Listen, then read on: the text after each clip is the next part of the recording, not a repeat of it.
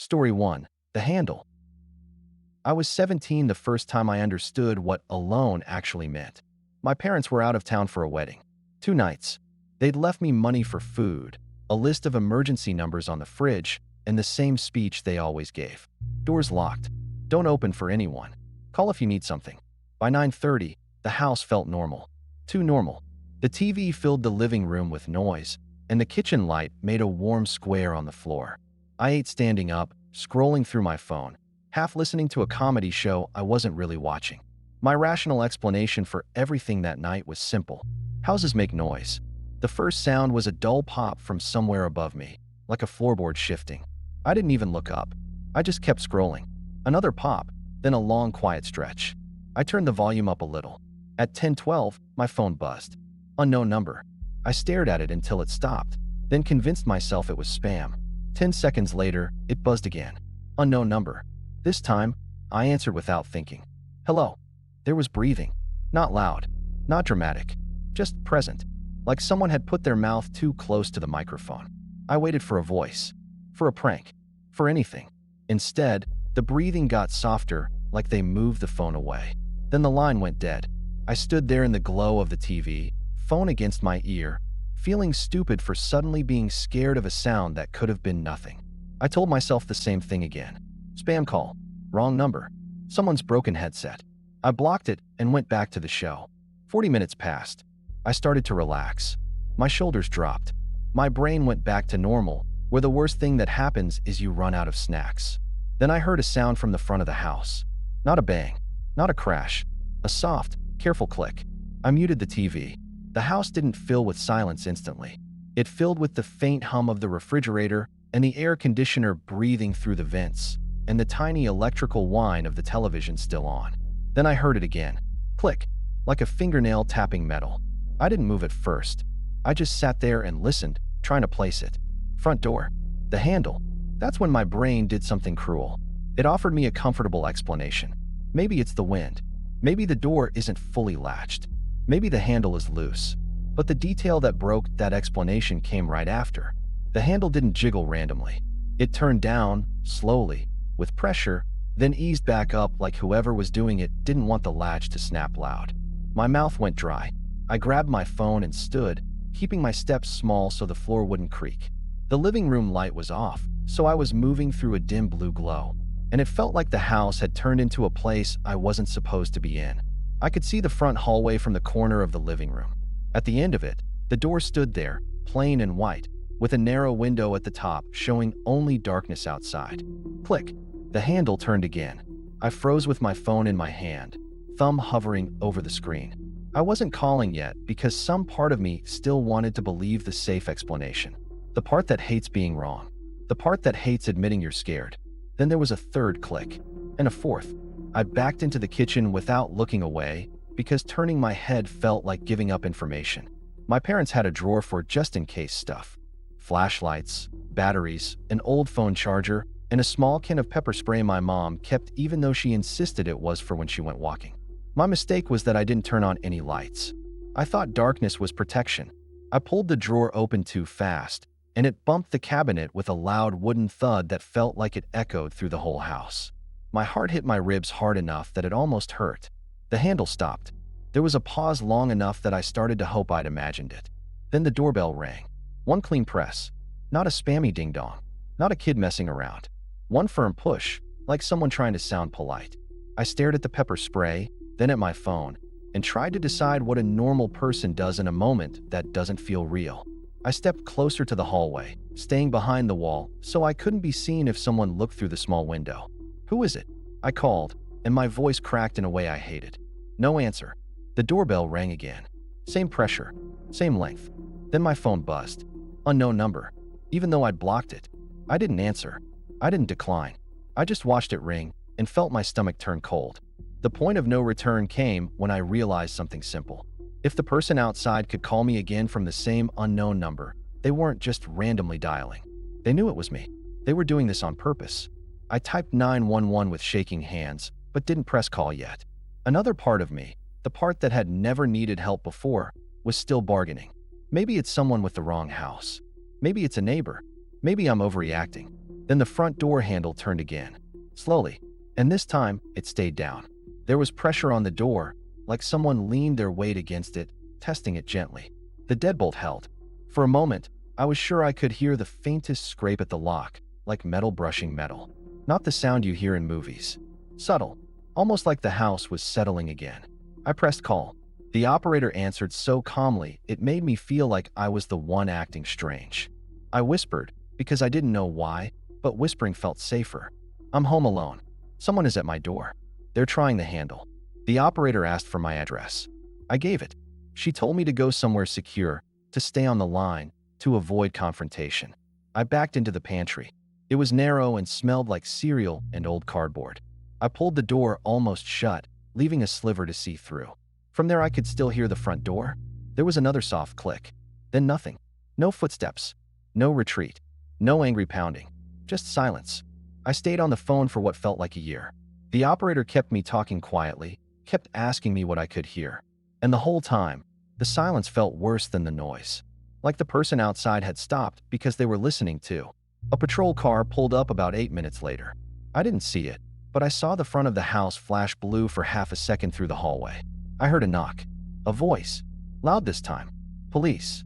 I didn't move. I told the operator. She told me to respond. My mouth barely worked. I'm in the pantry, I said, and it sounded pathetic. The officer came inside after I unlocked the door from a distance, shouting his presence so nobody could accuse him of sneaking in. He checked the front area, then the backyard, then walked the perimeter with a flashlight. He came back in and told me something that almost made me feel better. There's no one out there. Then he added the part that made my skin go tight. But your front doormat is flipped upside down. I looked. I had not touched it. I hadn't even been near it. The officer shrugged like it could be anything. Wind. Animals. Coincidence. But the final detail is the one that still makes me feel sick when I think about it. When my parents got home the next day, my mom noticed a faint smear on the outside of the front door, near the top window. Like someone's forehead had pressed there for a moment. And beneath it, barely visible in the porch light, were 2 short arcs on the glass. Finger marks. Like someone had put their hands around their eyes to block glare. So they could see inside. And I still don't know if they left when they heard the dispatcher on the phone, or if they left because they'd already seen exactly where I was standing. So they could see inside. And I still don't know if they left when they heard the dispatcher on the phone, or if they left because they'd already seen exactly where I was standing. Story 2. The Wrong Buzz. A few years later, I lived alone in a small apartment on the 2nd floor of an older building. It wasn't a scary place. The hallway always smelled like laundry detergent. The elevator worked most days. The neighbors were loud in the normal the way people are when they're alive and busy and not thinking about anyone else. My rational explanation in this story was also simple. Apartment buildings are full of people. People make noise. People get things wrong. It started with the intercom. At 9:03 p.m., it buzzed once. I wasn't expecting anyone. I ignored it.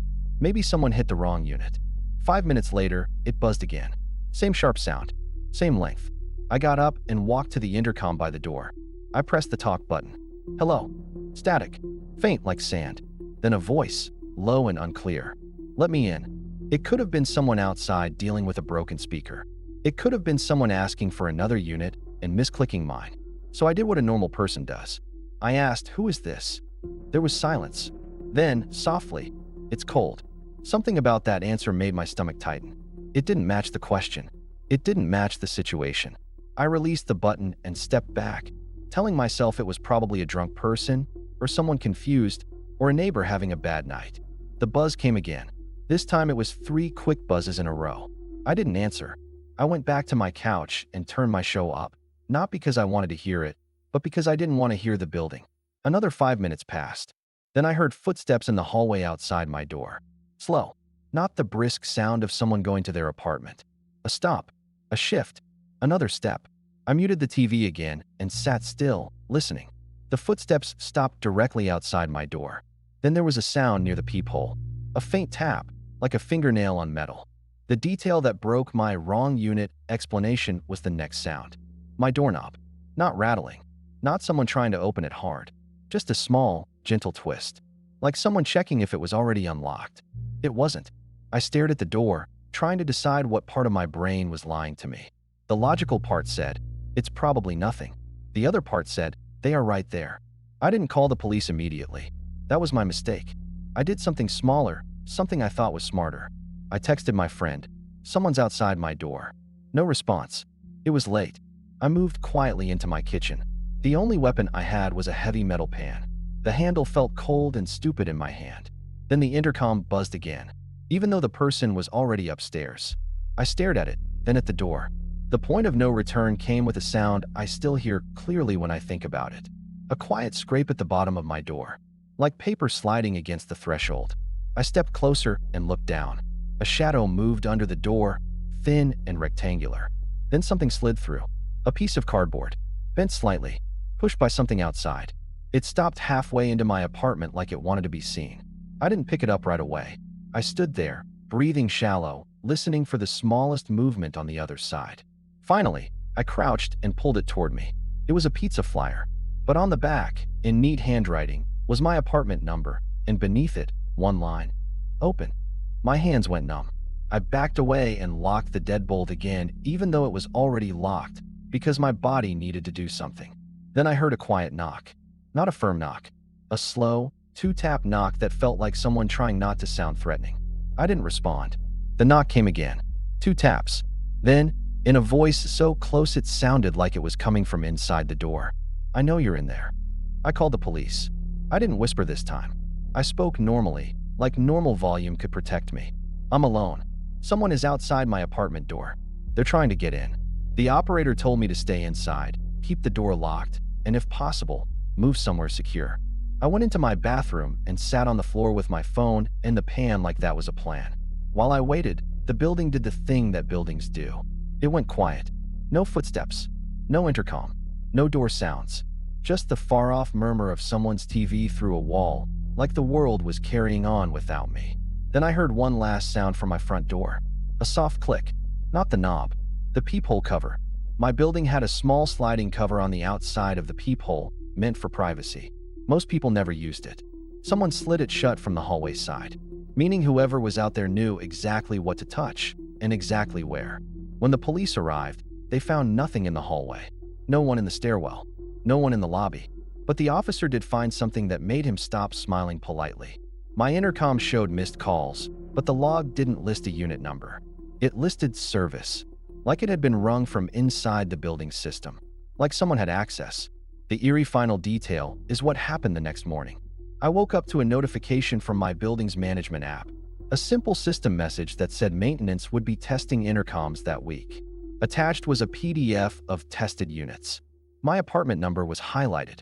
I emailed the office and asked why. They replied 2 days later. They said maintenance hadn't been in the building that night, and they didn't know why my unit was marked. To this day, I don't know if the person outside my door was a resident or worker, or someone who had been in that building long enough to learn the buttons. Story 3. Upstairs. The third story is the one I almost never tell because it sounds too simple. Just a house and a sound that should not exist. I was watching my cousin's place while they were away. It was a single-family home, older, with a second floor that didn't get used much. 2 bedrooms up top, a bathroom, and an attic access panel in the ceiling of the hallway. They told me I could sleep downstairs. They told me the alarm code. They told me the neighbor, Mr. Dyke, usually noticed if something was wrong. That was my rational explanation at the start. Even if something happens, there are layers. Alarm, neighbors, phone, streetlights. I arrived in the evening, checked the locks, set my bag down, and walked room to room turning on lights. The house smelled like clean sheets and wood polish. The upstairs felt colder than downstairs, which is normal in older houses. Before I went back down, I glanced at the attic panel. It was flush to the ceiling, painted the same color with a thin seam around it. Nothing looked wrong. At 11:18 p.m., I was on the couch with a blanket, half asleep, when I heard a sound from above me. A single creak. Not loud, not sharp. A slow bend of wood like someone shifting weight carefully. I sat up and listened. No more creaks. My brain offered the comfortable explanation immediately. Old house. Temperature changes. Pipes. Wood settling. I nearly accepted it. Then I heard the second sound. A soft, dragging shuffle. Not like a pipe. Not like water. Like fabric against carpet. I muted the TV and held my breath without meaning to. The sound stopped. I waited, staring at the dark hallway that led to the stairs, trying to convince myself I was mishearing it. Then I heard it again, closer to the top of the stairs. A slow step, then another. The detail that broke the house-settling explanation was the rhythm. Settling doesn't choose a direction. This did. I stood up and turned on the hallway light. The bulb flickered once, then stabilized. The light didn't make me feel safer. It just made the darkness beyond it look deeper. I called up toward the stairs, stupidly, like I expected an answer. Hello. Silence. I grabbed my phone and typed my cousin's number, then stopped. I didn't want to be the person who panics and calls over nothing. That hesitation was my mistake, because right then, the upstairs bathroom light turned on. I could see the glow spill faintly down the staircase, a pale strip across the wall. I hadn't turned it on. I hadn't been upstairs since earlier. I stood there, staring, feeling my body go heavy. I did something I regret, even now. I went up, slowly, quietly, one step at a time, trying to make my feet land on the edges so the stairs wouldn't creak loud. The air got colder as I climbed. The smell changed too. Less clean, more dusty, like a closet that hasn't been opened in months. At the top, the hallway was lit by the bathroom light. The door was open a crack, just enough to spill light. I stood still, phone in one hand, my other hand empty, and listened. There was a sound inside the bathroom. A faint drip. A faucet. I took one step closer. The drip stopped. Then I heard breathing. Not loud, but close enough that my skin tightened. I didn't move. I didn't speak. I just stood there, trying to decide if I was hearing my own breath echo back at me. That's when the bathroom door moved. Not open, not closed, just a small shift, like someone on the other side had touched it and released it. The point of no return came in a single quiet sentence. A voice, barely above a whisper. Don't. It wasn't angry. It wasn't dramatic. It sounded like a warning, like I was the one who shouldn't be there. My legs turned to water. I backed up one step, then another, never turning around because turning around felt like giving up the only line of sight I had. I backed down the stairs and ran to the front door, punching the alarm code wrong the first time because my hands were shaking too hard. The system beeped an angry error. I punched it again. It accepted. I ran outside anyway, barefoot, phone in hand, and stood on the porch in the cold night air, staring at the house like it was a stranger. I called the police. When they arrived, they searched the house thoroughly. Downstairs, upstairs, closets, under beds, bathroom, attic access. They found nothing. But when an officer stood under the attic panel and pressed lightly on it, it shifted, just a millimeter. He pulled it down. The ladder unfolded with a dry wooden squeal. He shined his flashlight up into the attic. Dust floated in the beam like tiny insects. Then he called another officer over, and I watched their faces change in a way I will never forget. Up there, pushed into the insulation near the far wall, was a flattened area, like someone had been lying there. And near it, an empty water bottle. Not old, not dusty, clear plastic, slightly crushed like it had been gripped.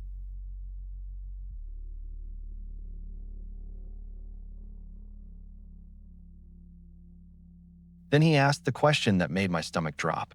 Do you keep the bathroom light on upstairs? I told him I hadn't even used that bathroom. He nodded slowly, like he didn't want to scare me more than I already was. The officers left after an hour. They told me to stay somewhere else for the night. They said they'd do extra patrols. I went to my car and sat with the doors locked, staring at the upstairs window where the bathroom light had been. It was off now. The next day, my cousin came home early. They were angry, then scared, then quiet in that order. They checked the attic, checked the locks, checked everything. They told me the attic panel sometimes didn't latch perfectly.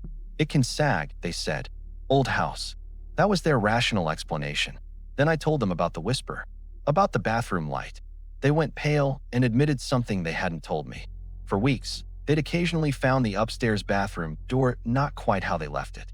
Slightly open when it should have been closed. Light off when it should have been on. They said they blamed drafts. The eerie final detail is the one that still sparks arguments every time I tell this story. 2 nights later, the neighbor, Mr. Dyke, knocked on my cousin's door with a serious face. He said he'd seen someone standing in the upstairs bathroom window late at night, looking down at the street. My cousin laughed nervously and said it must have been a reflection. Mr. Dyke didn't laugh back. He said, the lights were off. and he could still see the shape. If you're home alone right now and you just heard a sound upstairs, don't assume the house is settling.